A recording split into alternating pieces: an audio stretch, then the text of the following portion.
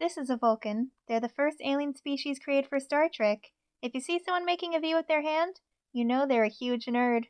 Or Jewish. Or maybe they're both, like me. But to truly understand the Vulcan, we must look at their past. Or is it their future, because the show takes place in the future, like the past of the future? Vulcan emotions are way stronger than human emotions. Because of this, they had a habit of violently murdering each other due to intense fear and anger. As their technology got better and more destructive, they risked killing off their entire species. So one day, this dude named Serac was like, hey, you know how we're all killing each other and stuff? How about we not do that?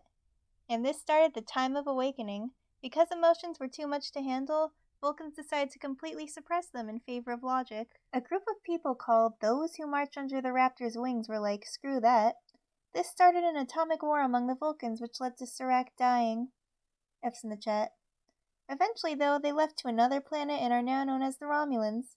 Vulcan society is now very peaceful, except for the fact that fighting to the death is a normal part of their wedding ceremonies, but don't worry about it.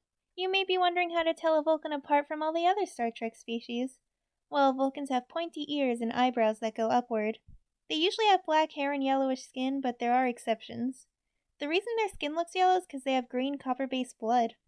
They also look exactly like Romulans, so be careful. Some Romulans have a ridge thingy on their forehead though, so that's good. Vulcans are telepathic and can do this thing called a mind meld where they're able to read and manipulate your thoughts. They also can do something called a nerve pinch where they can knock people out just by grabbing their neck. So yeah, Vulcans are pretty OP.